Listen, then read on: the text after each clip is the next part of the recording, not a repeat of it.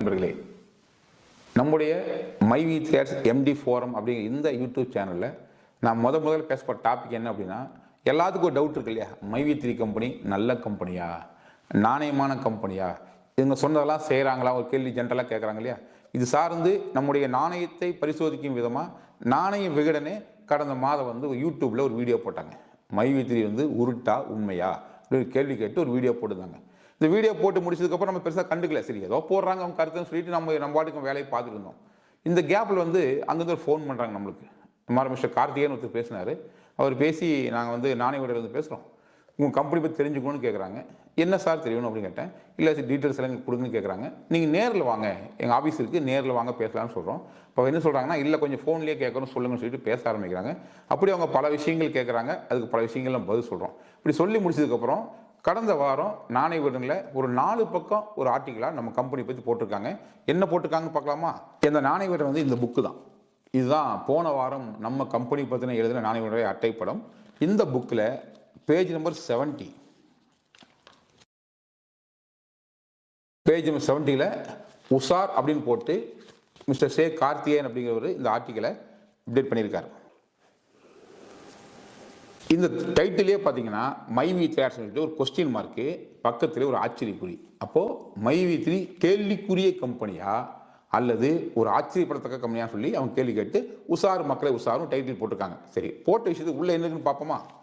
இதில் முதல் பேராகிராஃப், ஏமாற்றுவதற்கென்றே புதிதாக யோசித்து புறப்பட்டு வருவது ஒரு பக்கம், ஏமாறுவதற்கென்றே தயாராக இருக்கும் கூட்டம் மற்றொரு பக்கம்.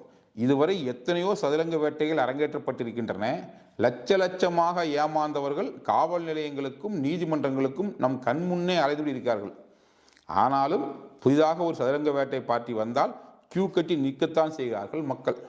அதிலும் குறிப்பாக மோசடி கும்பல்கள் எல்லாம் தமிழகத்தில் குறிவைப்பது தமிழகத்தின் மேற்கு மாவட்டங்களை தான். இது அவங்க சொல்லியிருக்காங்க. இது உண்மையான 100% உண்மை. ஏன் தெரியுமா? கோயம்புத்தூர் பேஸ் பண்ணி தான் ஈமுகோல்லேருந்து பல விஷயங்கள் வந்துட்டு போயிட்டு இருக்குது. இன்னும் பல விஷயங்கள் வர்றதுக்கு வாய்ப்பு இருக்குது. அவங்க சொன்ன இந்த ஸ்டேட்மெண்ட்டு 100% உண்மை. நாமளும் ஒத்துக்கிறோம். மக்கள் உஷாராக இருக்கிறதுல எந்த மாற்றுக்கிறது நமக்கும் கிடையாது. ஆனால் இதுக்கு நமக்கு என்ன சம்பந்தம்? ஒரு கேள்வி இருக்குது தானே. ஸோ கண்டினியூட்டி அடுத்த பேராக சொல்கிறாங்க, இந்த நிலையில் புதிய டெக்னிக்குடன் மைவி3 என்கின்ற நிறுவனம் கோயம்புத்தூர் இயங்க ஆரம்பித்துள்ளது. ஆமாம், நம்ம டெக்னிக் புதுசு தான். இது வரைக்கும் யாரும் யோசிக்காத பிளாட்ஃபார்ம் யோசிச்சிருக்கோம். சொன்னது கரெக்டு தான். மக்களிடம் கோடிக்கணக்கில் பணத்தை வசூல் கொண்டிருக்கிறது.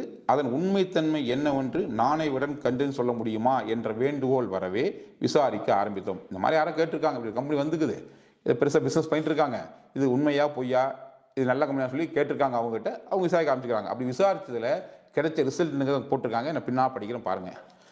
அடுத்த தலைப்பு, மைவி3 பிளான். இப்படி போட்டு என்ன சொல்லியிருக்காங்கன்னா, மைவி3 என்கின்ற நிறுவனம் கடந்த சில ஆண்டுகளாக ப்ராடக்ட் லான்ச், கிரவுன் உறுப்பினர்கள் மீட் என கோவையில் அடிக்கடி கூட்டத்தை நடத்துவது தொடர்கதையாகிறது. ஆமாம், வாரம் மீட்டிங் பண்ணோம், மாதத்துக்கு 10 மீட்டிங் பண்ணுற அளவுக்கு நம்ம கெப்பாசிட்டி இருக்குது, அதை சொல்லியிருக்காங்க. அடுத்ததாக ₹100 நுழைவு கட்டணமாக நிர்ணயித்து மிகப்பெரிய கொடிசியா வளாகத்தில் நடத்தும் நிகழ்ச்சியாக இருந்தாலும் சரி, குஜராத்தி சமாஜ் மாதிரியான பிரபல ஹாலில் நடத்தும் நிகழ்ச்சியாக இருந்தாலும் சரி, இந்த நிகழ்ச்சிக்கு மக்கள் கூட்டம் அலை மோதுகிறது. உண்மைதான். உட்கார்றதுல நிற்கிறக்கே இடம் இல்லை, பக்கத்து கால் கூட உட்கார வச்சோம், அந்த அளவுக்கு க்ரௌடு வருது. கரெக்டாக சொல்லியிருக்காங்க. இப்போது இந்த கூட்டத்துக்கு வர்ற மக்கள் இருக்காங்க இல்லையா, இவங்க யாருன்னு கேள்வி, நம்ம லாரியில் ஆல்வேஸ் கூட்டுறோமா? அப்படி இல்லை, யாரும் மக்கள் வர்றாங்க தானே. அந்த மக்கள் யாருங்கிறது அவங்களே அங்கே மென்ஷன் பண்ணுறாங்க பாருங்கள். சிறப்பான எதிர்காலத்தை உருவாக்கி கொள்ள நினைப்பவர்களும், ஏதாவது ஒரு வாய்ப்பு கிடைத்தால் போதும் முன்னேறிவிடலாம் என்று துடிப்பவர்களும், ஏதாவது ஒரு நல்ல வேலை கிடைக்காதா என்ற ஏக்கத்தில் இருப்பவர்களும், கைவசம் கொஞ்சம் பணம் இருக்கிறது, எதில் முதலீடு செய்தால் எக்கச்சக்கமான லாபம் பார்க்கலாம் என்று யோசிப்பவர்களும் தான் இந்த கூட்டத்தில் அதிக அளவில் கலந்து கொள்கிறார்கள். உண்மைதான். வாழ்க்கையில் முன்னேறதுக்கான பிளாட்ஃபார்ம் மைவி3, அதுதான் வர்றாங்க. சரியாக சொல்லியிருக்காங்க. வாழ்த்துக்கள், தேங்க்யூ. அடுத்தது, விளம்பரங்கள் மூலம் பணம். முதல் கட்ட விசாரணையில் இந்த நிறுவனம் ஒரு நெட்வொர்க் மார்க்கெட்டிங் என்று தெரிய வந்தது. இந்த இடத்துல நம்ம நெட்வொர்க் மார்க்கெட்டிங் கம்பெனியான்னு கேட்டால் 2 பாயிண்ட் சொல்கிறேன். ஒன்று ஆமாம், இன்னொன்று இல்லை. ஏன் தெரியுமா? நெட்வொர்க் மார்க்கெட்டிங் சொன்னாலே டீம் டெவலப் பண்ணால் மட்டும்தான் ஒரு சின்ன இன்கமாவது பார்க்க முடியும். இங்கே அப்படி இல்லை. டீம் டெவலப் பண்ணுறது ஆப்ஷன். பண்ணுறதுனா பண்ணிக்கலாம், ஆனால் பண்ணியாகவும் எந்த கட்டாயம் இல்லை. ஜஸ்ட் ஒரு மெம்பராக இருந்தாலே ஒரு ஓஎம்மாக இருந்தால் கூட டெய்லி 5 ஏர்ன் பண்ண முடியும். அவங்க இருக்கிற பிளானை பொறுத்து ஏர்ன் பண்ணலாம். ஸோ நெட்வொர்க் மார்க்கெட்டிங் ஆப்ஷன் தானே ஒழிய இங்கே கம்பல்சன் கிடையாது. பட் அவங்க சொல்லியிருக்காங்க இது ஒரு நெட்வொர்க் மார்க்கெட்டிங் நிறுவனம் தெரிய வந்துள்ளது. இந்த நிறுவனம் 2020ஆம் ஆண்டில் இருந்து, அதாவது கொரோனாவில் பல பேருக்கு வேலை இழப்பு ஏற்பட்ட காலகட்டத்தில் இருந்து தமிழகம் எங்கும் கிளைகளை பரப்பி இயங்கிக் கொண்டிருக்கிறது. ஆக்சுவலாக நம்ம ஆரம்பிச்சு 2021 சின்ன டேட் மிஸ்டேக் பண்ணியிருக்காங்க. ஓகே, வீட்டில் இருந்து கொண்டே தங்களது நிறுவன ஆப்பில் ஒளிபரப்படும் விளம்பரங்களை பார்ப்பதன் மூலம் சம்பாதிக்கலாம் என மக்களிடம் தங்களை பிரபலப்படுத்தி இருக்கிறது. இந்த நிறுவனம் சொல்வதை நம்பும் மக்களில் பலரும் நிறுவனத்தில் இணைந்திருக்கிறார்கள். உண்மைதான், நம்பிக்கலாம் சேர மாட்டாங்க இல்லையா? இணைஞ்சாலும் உண்மைதான். இந்த நிறுவனம் என்ன தொழில் செய்கிறது, நிறுவனத்தின் பிசினஸ் மாடல் என்ன, எப்படி லாபம் தருகிறது என்ற கேள்விகளை எல்லாம் யாரும் கேட்ட மாதிரி தெரியவில்லை. ஏங்க நீங்க எத்தனை கேள்வி கேட்டிருக்கீங்க, எத்தனை பதில் எங்களுக்கு தான் தெரியும். பட் அவங்க சொல்லியிருக்காங்க யாரும் கேட்காம சொல்லியிருக்காங்க. அது கூட ஒரு காரணம் சொல்றாங்க, ஏன் அப்படி கேட்காம சேர்றாங்கன்னு சொல்லி அவங்களே யோசிச்சு பார்த்து ஒரு விளக்கம் கொடுத்துருக்காங்க. உறுப்பினர் ஆவதற்காக செலுத்தும் தொகைக்கு ஈடாக ஆயுர்வேத பொருட்களை இந்நிறுவனத்தின் சார்பில் தந்து விடுவதாலும், இந்த நிறுவனத்தின் ஆப்பில் இருக்கும் விளம்பரங்களை பார்ப்பதால் மாதந்தோறும் ஒரு குறிப்பிட்ட தொகையை ஈட்டி விடுவதாலும் மக்கள் இந்த நிறுவனத்தை முழுமையாக நம்புகிறார்கள். சொன்னதை செஞ்சா நிச்சயமா நம்பிக்கை வரத்தானே செய்யும். சொன்னதை செய்யாதவங்களே ஊருக்குள்ள பெரிய சொல்லி இருக்கும்போது நம்ம சொன்னதை செய்யற கம்பெனி சொல்லும்போது மக்கள் நம்பிக்கை பெறுவது இயல்பு தானே. கரெக்டாக சொல்லியிருக்காங்க. அடுத்தது ரூபாய் 360 முதல் 1,21,260 வரை நம்ம பிளானுடைய பேக்கேஜ் சொல்லியிருக்காங்க. இன்னைக்கு வந்து பேசிக் மெம்பர்னா 360, சில்வர்னா 3060, கோல்டுனா 30,360, டைமண்ட் சொன்னால் 60,660, கிரவுன் உறுப்பினர்னா 1,21,260 வசூலிக்க சொல்லியிருக்காங்க. நம்ம வசூலிக்கல, அந்த சின்ன ஒரு கரெக்ஷன் என்ன அப்படின்னா, ஒருத்தர் பேசிக் மெம்பராக ஆகணும்னு சொன்னால் ஓஎம்லேருந்து மாற விரும்புவர் 360 பர்ச்சேஸ் பண்ணணும். அதே சில்வர் ஆகணும்னா பேசிக் மெம்பர் ஆனதுக்கப்புறம் தான் வாய்ப்பு கிடைக்கும். அதுக்கு ஒரு 1000 கேப்சூல் பர்ச்சேஸ் பண்ணணும். இங்கே வசூலிக்கிறது கிடையாது, பர்ச்சேஸ். அவர்கள் விருப்பத்தின் பேரில் அவர்கள் எப்போ தேவை நினைக்கிறாங்களோ, ஸோ அவங்களுக்கு கட்டாயப்படுத்தப்படுறது இல்லாமல் ஸோ முழுக்க சுய விருப்பத்தின் பேரில் அவங்களுக்கு வேணும்னா பர்ச்சேஸ் பண்ணுறாங்க. ஸோ பர்ச்சேஸ் பண்ணி மாறுறாங்க, இங்கே வசூல் பண்ணி நம்ம யாரையும் மாற்றலை. ஓகே, சின்ன கரெக்ஷன். தவிர வீட்டு உபயோகப் பொருட்களையும் மை வித்தியாஸ் என்கின்ற பிராண்டின் கீழ் கடந்த மார்ச் மாதம் தொடங்கி நிறுவனத்தில் உறுப்பினரிடையே விற்பனை செய்வதன் மூலம் பெரும் வருமானத்தை ஈட்டி வருகிறது. உண்மைதான். இதற்கென தனியாக தமிழகத்தின் பல்வேறு இடங்களில் 450 ஸ்டோர்கள் அமைத்திருப்பதாக நிறுவனம் சொல்கிறது. குறிப்பாக கோவையில் மட்டும் 58 ஸ்டோர்கள் இயங்குகிறதாம். இந்த ஸ்டோர்களை வைத்திருப்பவர்களும் நிறுவனத்தில் பணம் கட்டி உறுப்பினராக இருப்பவர் தான். எஸ், மெம்பர்ஸ் தான். அது கிரவுன் டைம் மெம்பர்ஸ் தான் ஸ்டோர் வச்சிருக்காங்க. அதில் வந்து இத்தனை ஸ்டோர் இருக்குது, எல்லாம் உண்மை தான். ஏன்னா ஸ்டோர் வச்சு எதுக்கு? பிஸ்னஸ் டெவலப் பண்ணுறதுக்கு. பிஸ்னஸ் நோக்கமே பீப்புளை ஆப் வழியாக கேதர் பண்ணி அதில் ப்ராடக்ட்ஸ் எல்லாம் காமிச்சு ஸ்டோர் வேலை சேல்ஸ் பண்ணுறது. ஸோ நம்ம ஒரு ட்ரெடிஷ்னல் பிஸ்னஸையும் ட்ரெண்டி பிஸ்னஸையும் கம்பைன் பண்ணி செய்கிற ஒரு டெக்னிக் தான் நம்ம செஞ்சுருக்கிறோம். அதை தான் சொல்லியிருக்காங்க. ஸோ இதெல்லாமே நாணய விடங்களில் போட்டிருக்கு. அடுத்து சொல்லியிருக்காங்க, காசு வருது ஆனால் வரல. இந்த நிறுவனத்தில் பணம் கட்டி உறுப்பினர்கள் எவ்வளவு சம்பாதிக்கிறார்கள் என்பதை அறிய சிலரிடம் பேசினோம். விளம்பரத்தை இடைவிடாமல் பார்த்து கொண்டே இருப்பதால் மாதத்துக்கு சில ஆயிரம் பணம் வருகிறது என்றார்கள் ஒரு சிலர். ஆரம்பத்தில் பணம் வந்துச்சு, ஆனால் இப்போ பெருசாக வர்றதில்லை. அப்ளிகேஷனில் நிறைய டெக்னிக்கல் ப்ராப்ளம் இருக்குது. விளம்பரங்களை பார்த்துட்டு இருக்கும்போதே பிளாங்க் ஆகிடுது. அதனால் அந்த அப்ளிகேஷன்லேருந்து வெளியேறா ஒருத்தர். இன்னும் சிலர் இந்த ஆப்பில் காட்டுற விளம்பரங்கள் எல்லாமே லோக்கல் ஏரியா விளம்பரங்களாக தான் இருக்குது. அது மட்டும் இல்லாமல் தினமும் நிறுவனத்தில் அறிவிப்புகளும் விளம்பரங்களாக வருது என்கிறார்கள். எங்க நம்ம ஆப் வச்சுக்கிறதே நம்மளை பற்றி சொல்கிறக்கும் நம்ம உள்ளூருக்கு பிஸ்னஸ் பண்ண டெவலப் பண்ணுறதான்னு சொல்லும்போது அது நம்ம பண்ணுறது நியாயமான விஷயம் தானே. இது ஒன்றும் குறை கிடையாது.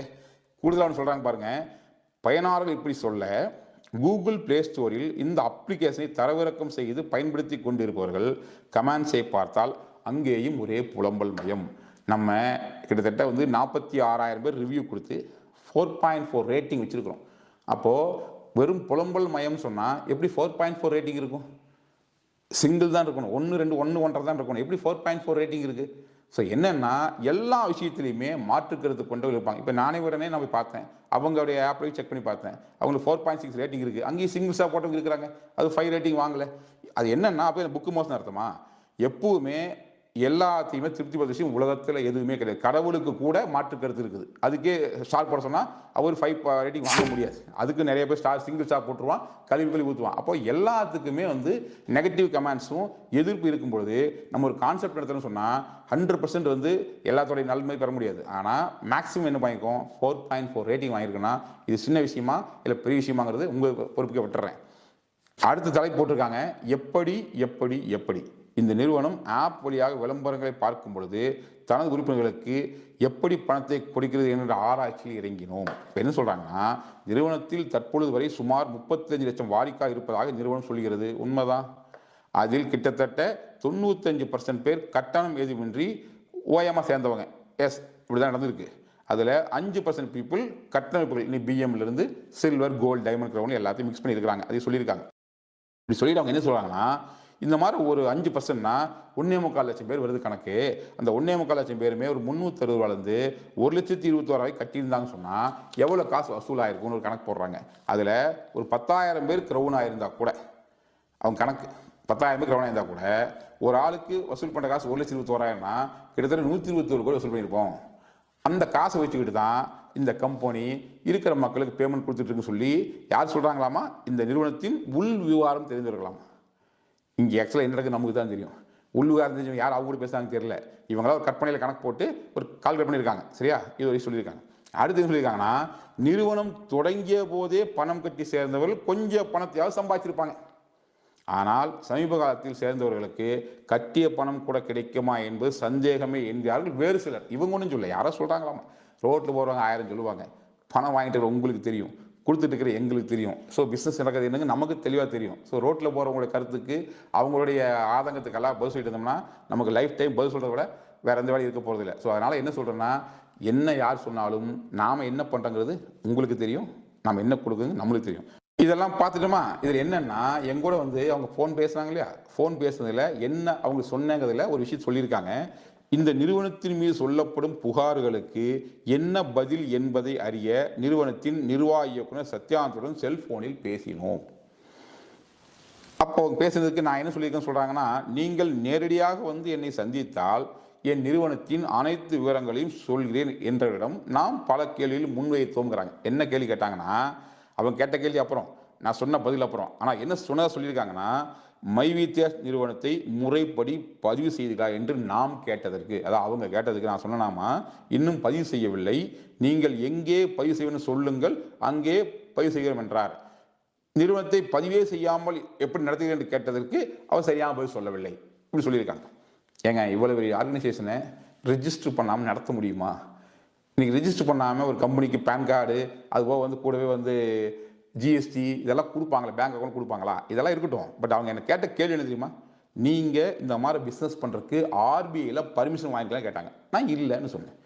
எப்படி வாங்காமல் நடத்துவீங்கன்னு கேட்டாங்க. நான் சொன்னேன், ஏங்க நான் ஃபைனான்ஸ் கம்பெனியோ சிட் ஃபண்ட்ஸோ நடத்தலை, வட்டிக்கு வாங்கி யாருக்கு வட்டி கொடுக்கல, டெபாசிட் வாங்கி யாருக்கு நான் ட்ரேடு பண்ணல, இந்த மாதிரி பணம் சார்ந்து எந்த வேலையும் நான் பண்ணல, ஒரு வியாபாரம் பண்ணுறேன். அந்த வியாபாரத்தில் வர லாபத்தை நானே வச்சுக்காம என்னுடைய மெம்பர்ஸுக்கும் ஒரு ஃபார்மேட்டில் பிரித்து கொடுக்குறேன். இதுதான் செய்கிறேன். ஸோ இந்த மாதிரி ஒரு வியாபாரத்துக்கு எனக்கு PAN card, bank account, GST இருந்தாலே போதுமா, வேறு எதுக்கு மற்றெல்லாம் வேணும்? ஒரு வேலை அப்படி இருந்தால் சொல்லுங்கள், நான் வாங்குறேன்னு சொன்னேன். ஆனால் என்ன சொல்லிட்டாங்க, எதுவுமே இல்லை, நான் இனிமேல் தான் வாங்க போகிறேன்னு சொன்னால் போட்டிருக்காங்க. ஓகே, பத்திரிக்கைனா சில விஷயங்கள் ட்விஸ்ட் வச்சா தான் அவங்களுக்கு ஒரு இன்ட்ரெஸ்டிங்காக இருக்கும். ஏன்னா இது நாம கொடுத்து போட்ட நியூஸ் இல்லை, அவங்களா போட்ட நியூஸும் போது அவங்களுக்கு என்ன தோணுதோ அதான் போடுவாங்க. மற்றபடி எல்லாம் நல்லா தான் போட்டிருக்காங்க.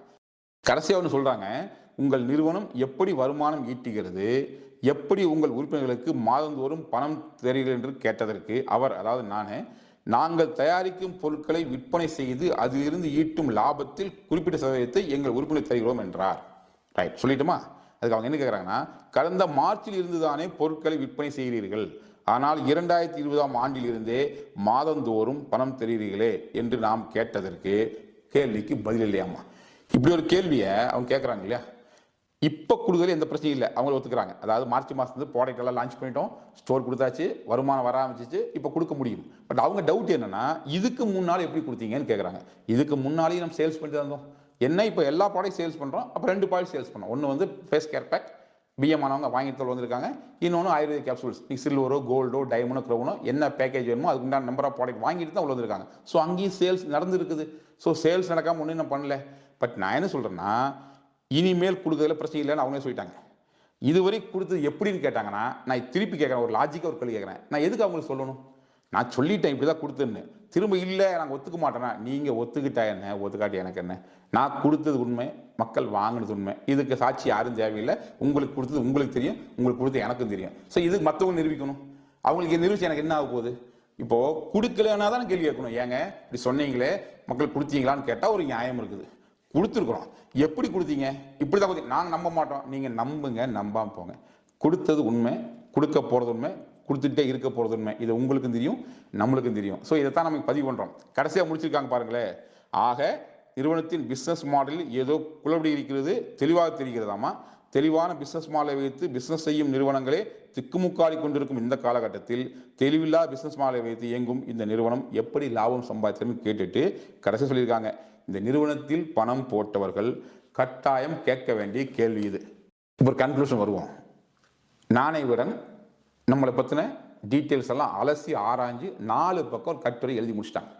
சரி, இதில் என்ன சொல்ல வர்றாங்க? அவங்க சொன்ன அத்தனையுமே சீன் பை சீனாக ஒரு வார்த்தை மிஸ் ஆகும் சொல்லியிருக்கேன். நான் நீங்களும் படித்து பார்த்து சரியாக இருக்கும். உங்கள் புக் வச்சு கூட நீங்கள் செக் பண்ணி பார்த்துங்க. ஏதாவது நான் மறைச்சி சொல்லிட்டுனா அவங்க சொன்னது சொல்லாமல் விட்டுனால பார்த்துங்க. ஈச் அண்ட் எவ்ரி வேர்ட்ஸை நான் இங்கே பதிவு பண்ணியிருக்கேன். ஏன்னா அவங்க சொன்னதை அப்படியே சொல்லியிருக்கேன். நமக்கு ஒருத்தர் இல்லை, மடியில் கனம் இல்லை, வழியில் பயம் இல்லை. ஸோ தெளிவாக இருக்கும். அவங்க என்ன சொல்லியிருக்காங்க கடைசியாக? நிறுவனத்தில் பணம் போட்டவர்கள் கேட்க வேண்டிய கேள்வி இது, நீங்களும் கேள்விகள் சொல்லியிருக்காங்க. நான் என்ன கேட்குறேன், நீங்களாம் கேள்வி கேட்காம சேர்ந்தீங்களா? அப்படியெல்லாம் சும்மா மற்றவங்க கண்ணை கட்டி காட்டி விட்டாங்களா? அப்படி எல்லாம் இல்லை. இன்னைக்கு சிஎம்மாக இருக்குல்ல, ஓஎம்ஆருக்கு போய் பேசுனால எத்தனை கேள்வி மக்கள் கேட்குறாங்க. ஏன்னா கடந்த காலத்தில் கிடைச்ச அனுபவங்கள், நெகட்டிவ் விஷயங்கள் அவ்வளோ இருக்கும்போது சும்மா பிளைண்டாக பிலீவ் பண்ணி உள்ளே வருவாங்களா? ஸோ எவ்வளோ கேள்வி மக்கள் கேட்டு அதுக்கெல்லாம் விளக்கம் கொடுத்துக்கும் உள்ளே வர்றாங்க. நாம் என்ன சொல்கிறோம், கம்பெனி சார்பு சொல்கிற விஷயம் தான். ஐயா, நீங்கள் எடுத்ததுமே எந்த பிளானுக்கும் போகாதீங்க. ஃபஸ்ட்டு ஃப்ரீ ஐடி ஜஸ்ட் ஓஎம் வந்து உள்ளே ஜாயின் பண்ணுங்கள். நாங்கள் என்ன பண்ணுறங்கிறது டெய்லி வாட்ச் பண்ணுங்கள். டெய்லி வந்து சேனலில் அப்டேஷன் கிடச்சிட்டு இருக்கும், அதை வந்து ஸ்டடி பண்ணுங்கள். எல்லாம் பார்த்துட்டு உங்களுக்கு என்னைக்கு இது ஓகே கரெக்டாக தான் இருக்குதுன்னு சொல்லி நீங்கள் பிலீவ் பண்ணுறீங்க. யார் சொல்கிறது நம்ப வேண்டாம். நீங்கள் என்னைக்கு சரின்னு பிலீவ் பண்ணுறீங்களோ அன்னைக்கு ஃபஸ்ட்டு ஸ்டெப். நீங்கள் ஓஎம்லேருந்து எந்த பிளானுக்கு போக முடியாது. ஒரே ஒரு ஆப்ஷன் பிஎம் மட்டும்தான். அதுக்கும் 360 ஒரு ப்ராடக்ட் பர்ச்சேஸ் பண்ணி அது 480 ரூபா எம்ஆர்பி. அது 360 பர்ச்சேஸ் பண்ணுறது மூலிமா கொடுத்த காசுக்கு பொருள் கொடுத்தாச்சு. அது இல்லாமல் ஓஎம்லேருந்து பிஎம்ங்கிற பொசிஷன் வந்தாச்சு. ஸோ பிஎம்மாக ட்ராவல் பண்ணுங்கள். ஸோ பிஎம் ஆனவங்க கம்பெனியுடைய எல்லா விஷயத்தையும் தெளிவாக தெரிஞ்சுக்கிட்டு இல்லை, புரிஞ்சுக்கிட்ட பிறகு அதுக்கப்புறம் அவங்க விருப்பத்தின் பேரில் அப்கிரேட் ரிக்வஸ்ட் கொடுத்தாங்கன்னா அதை கம்பெனிலேருந்து கூட கால் பண்ணி கன்ஃபார்ம் பண்ணி அதுக்கப்புறம் தான் அவங்க சில்வராவோ, கோல்டாவோ, டைமண்டாவோ, க்ரௌனாவோ மாறுறாங்க. அப்போது எல்லாமே அவங்க கையில் வாய்ப்பு கொடுத்து முழுக்க முழுக்க நீங்கள் யோசிச்சு பண்ணுங்க, நீங்கள் டைம் எடுத்து பண்ணுங்க. இந்த இடத்துல அப்கிரேடுங்கிறது கம்பல்சரி கிடையவே கிடையாது. எவ்வளோ நாளில் பண்ணணுங்கிறதே கம்பல்சரி இல்லைன்னா எவ்வளோ நாள் எப்படி சொல்ல முடியும்? ஸோ என்னைக்காவது உங்களுக்கு தோணா நீங்கள் அப்கிரேட் பண்ணுங்க. அது என்னைக்கு நீங்கள் தான் முடிவு பண்ணணும். எவ்வளோ நாளில் நீங்கள் முடிவு பண்ணுங்க. ஸோ மொத்தத்தில் அத்தனையும் உங்ககிட்ட கேமை கொடுத்து போட்டு கம்பெனி வாய்ப்பு கொடுத்துட்டு பிஸ்னஸ் பண்ணிட்டு இருக்குன்னா இதில் வந்து நம்ம கட்டாயப்படுத்துகிறோம், கழுத்து பிடிச்சி சொல்கிறோம். இதெல்லாம் தேவையெல்லாம் வெளியே பேசுகிற விஷயம். நம்ம எங்கேயும் கட்டாயப்படுத்தலை, இது உங்களுக்கு தெரியும். யாரையுமே கம்பல் பண்ணல, முழுக்க கூட ட்ராவல் பண்ண உங்களுக்கு தெரியும். ஸோ நாங்கள் நல்லவனாக இருக்க வேண்டியது, நாங்கள் நம்பிக்கையை பெற வேண்டியது உங்ககிட்ட தான். ஸோ அந்த நம்பிக்கையை நாங்கள் பெற்றிருக்கிறோம். கண்டிப்பாக நம்பிக்கை காப்பாற்றுவோம். இந்த நம்பிக்கைக்குரிய நபராக தொடர்ந்து செயல்படுவோம். உங்கள் ஒத்துழைப்போடு மாபெரும் பிசினஸ் சாம்ராஜ்யம் படைப்போம். கண்டிப்பாக நம்முடைய முயற்சி மிகப்பெரிய வெற்றி பெறும். நான் மறுபடியும் சொல்கிறேன், நல்லவர்கள் லட்சியம் வெல்வது நிச்சயம். நன்றி, வணக்கம்.